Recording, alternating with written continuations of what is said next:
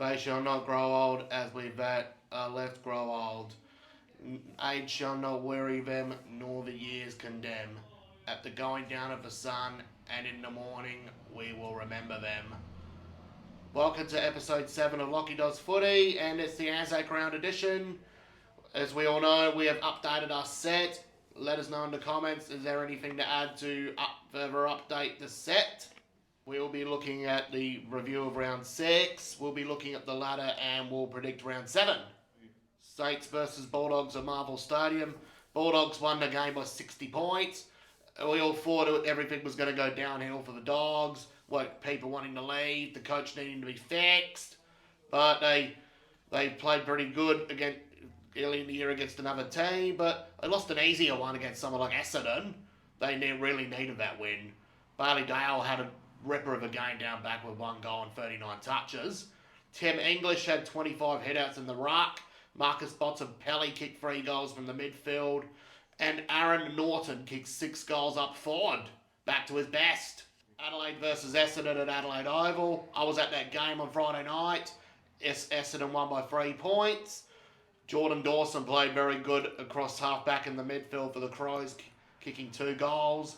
Jai Caldwell have a ripper of a game for Essendon. 26 touches and 10 tackles. Nick Martin and Zach Merritt played good again in the midfield. Also for Essendon, the umpire gave a bit of help with Sam Draper deciding to have nap time. That should have been holding the ball. Collingwood versus Port Adelaide at the MCG. Collingwood have got their season back on track, although Port Adelaide led by 31 at quarter time, and they choked in the second quarter. Collingwood won by 42 points. Best players for Port Adelaide were Dan Houston, great game across half-back. Zach Butters kicked a goal in the midfield with 31 touches. Jordan Ngoe was Collingwood's best player in the midfield with 27 touches. And Patrick Lipinski's back to his best, 4 goals. He looks like he could be back to his best. As for Bobby Hill, 15 possessions with 10 score involvements and 4 goal assists. Looks like he is to Collingwood what Kevin De Bruyne was to Manchester City. Carlton versus GWS at Marvel Stadium. GWS's winning streak is over. Carlton won by 19 points. Best players for the Blues, we've got Paddy Cripps in the midfield with 39 touches. Sam Walsh with 35 touches. As for the 3 tall forwards, they kicked 9 goals between them. As for GWS, Josh Kelly played a ripper game in the midfield, 3 goals. As for GWS after the game, well, their social media department wasn't very happy about it and posted a Family Guy style meme from one episode. Brisbane versus Geelong at the Gabba. Geelong are unbeaten still, surprisingly, as they won by 26 points. Best players for Brisbane, we got Dane Zorko across half-back with 2 goals. Jared Berry had 29 touches for the midfield. Hugh McCluggage, 26 touches. As for Geelong, they played more like a team. They had won the game kicking 9 goals 9. Brisbane kicking 4 goals 13 kicked themselves out of the game. West Coast versus Freo at Optus Stadium. Well, looks like the COVID-19 pandemic's finally over. West Coast have won 2 in a row. They've kicked 100 points in both games for the first time since 2018. Jake Waterman kicked 5 goals for the Eagles. Elliot Yeo won the showdown medal. Tim Kelly, he's starting to look like the Tim Kelly from back when he was at Geelong. As for Harley Reid, he played another great game. As for Freo, well, there's not much to say about the Dockers this one. They've had a bad season, it's an unlucky season, and luck's only going to get worse. Sydney versus Gold Coast at the SCG. The Swans are looking like real premiership contenders this year. They won by 53 points. Best players, we've got Brodie Grundy in the ruck on his 200th game, back to his Collingwood best. Isaac Heaney played another great one in the midfield. Errol Gordon back to his best. Tom Papley's kicked 3 up forward. As for Joel Amani, he's looking like the new Buddy Franklin. As for the Gold Coast, Sam Flanders played very good. Sam Kahisi kicked another goal on his 3rd game. Well, let's see if they can get it done against West Coast next week. Versus North Melbourne at Marvel Stadium. Hawthorn won by 45 points. He looked close in the first quarter, and then Hawthorn ran away with it after that. Dylan Moore kicked 4 goals up forward. Jack Ginnivan kicked 2 goals and finally got to sing his favourite song. Mabel Chol kicked 2 up forward. I could say the whole Hawthorn team did very well, and looks like the wheels have fallen off North Melbourne completely. They have still yet to win a game. Their best players are Nick Lachie and Paul Curtis, and that is about it.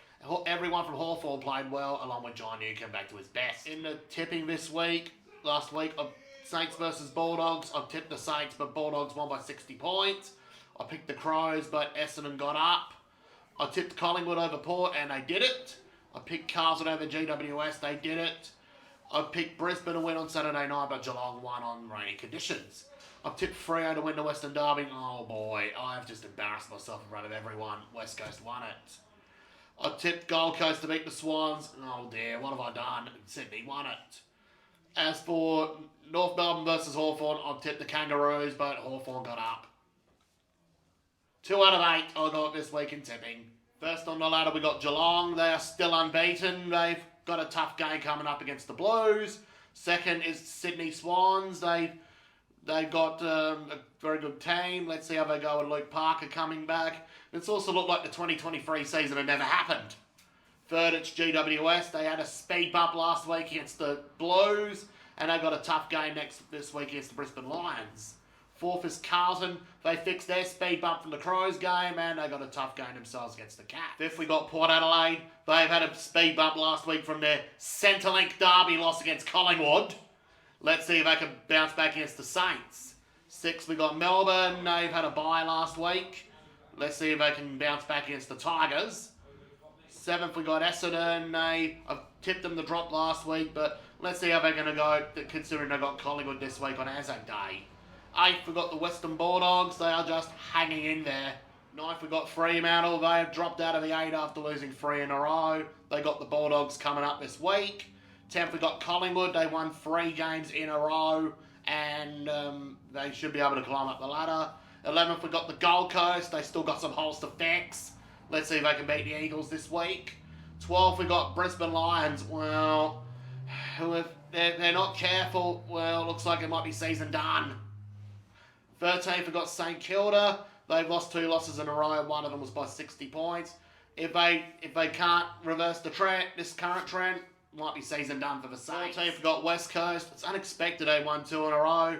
If there was no such thing as COVID-19, they'd be around about the top 4. 15th, we got Adelaide. Well, disappointing start to the season, 1-5. If they lose to North Melbourne this week, season over for the Crows.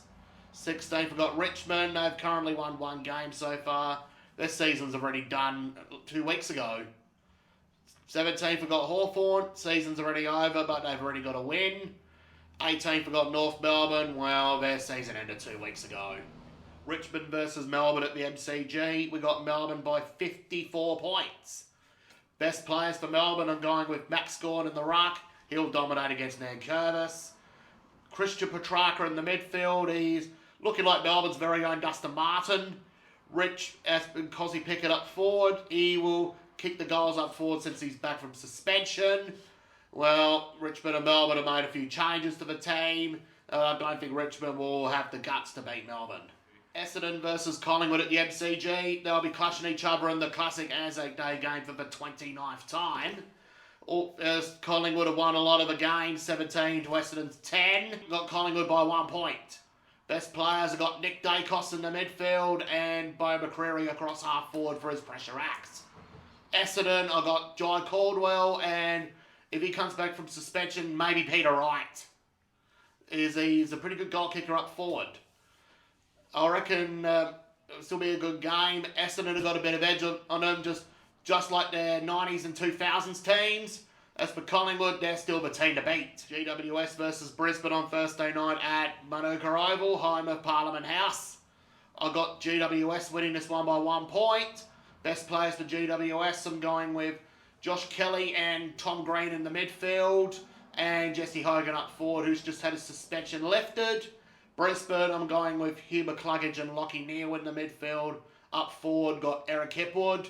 I reckon this will be a high-scoring, close game, but I reckon GWS will get over the line. Port Adelaide versus St Kilda at Adelaide Oval. After the way the Saints have been playing last week, it'll be difficult to see them beat Port Adelaide at Adelaide Oval, considering the Power can be in very good form. And I picked them by 64 points. Best players, I got Zach Butters in the midfield, Dan Houston down back, and up forward, Todd Marshall. North Melbourne versus Adelaide at Bluntstone Arena. In Tassie, I got North Melbourne got the Crows by a point. Best players for the Crows are going with Jordan Dawson across the midfield and Jake Saligo also across the midfield. North Melbourne going with Harry Sheasel in the midfield and Nick Lachie kicking goals up forward. It'll be a tough day in Tassie, although I still pick the Crows, but undecided. But I reckon Tassie will give North Melbourne a bit of the edge. Geelong versus Carlton at the MCG, although it's Geelong's home game, but it's at the MCG. I got Carlton by 1 point. Best players for the Blues, I'm going with Paddy Cripps and Sam Walsh across the midfield. And the three tall towers up forward. For Geelong, we've got Jeremy Cameron also up forward. And through the midfield, I'm going with Tanner Brown. I reckon Carlton will win that game, although they got the away disadvantage. Fremantle versus Bulldogs at Optus Stadium. We got the Bulldogs by 2 points. Best players for Freo got Caleb Sarong and Andrew Brayshaw across the midfield. Bulldogs, we got Bailey Dale at half back and Marcus Bontempelli in the midfield. Let's see if the Bulldogs can keep up their consistency and Freo need to bounce back. West Coast versus Gold Coast at People First Stadium. Sorry, Gold Coast fans, for the first time in Lachlan Does football history, I'm not picking the Suns to win at People First. And also, for the first time in Lachlan Does football history, I picked West Coast to win, and the margin's 1 point. Best players for West Coast, I'm going with Elliot Yeo, Tim Kelly, and if he does play, Harley Reid. Gold Coast, I got Matt Rowell, Noah Anderson, and Jared Witts in the ruck. West Coast have been showing some good form. As for Gold Coast, they still got some host effects. This is the first time since Gavaround we got a full round of footy. Hawthorn versus Sydney at the MCG, the Buddy Franklin derby. Hawthorn fans will get their opportunity to say goodbye to him. We got the Swans by 20 points. Best players, we got Errol Gordon and Isaac Heaney across the midfield for the Swans and Brodie Grundy in the ruck. Hawthorn, we got John Newcombe in the midfield, Dylan Moore up forward and Manuel Child up forward. The Swans, they look like the real deal this year. As for Hawthorn, well, their season's almost done, pretty much done. That caps off the ANZAC round for Lachlan Does Football, and we'll see you again in round 8.